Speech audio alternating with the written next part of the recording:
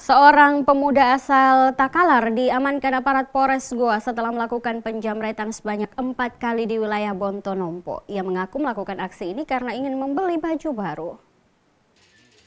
Remaja asal Takalar ini nekat melakukan aksi penjamretan karena alasan uang hasil jamret akan digunakan untuk membeli baju baru. Selama bulan Ramadan ini tersangka mengaku telah melakukan aksinya sebanyak 4 kali di wilayah yang sama. Ia sering melakukan aksi di wilayah Bontonompo dengan menggunakan sepeda motor yang ia pinjam dari teman yang ikut melakukan aksi perampasan.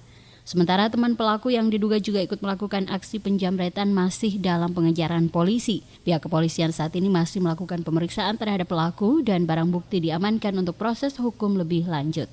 Kasat Reskrim Polres Goa AKP Muhammad Yunus mengatakan kasus ini masih dalam penyelidikan. Seiring kejahatan yang makin meningkat pada bulan Ramadan, masyarakat juga diminta untuk terus waspada.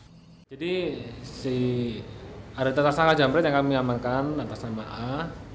Jadi dia beraksi di sekitar wilayah Polsek Bontonompo.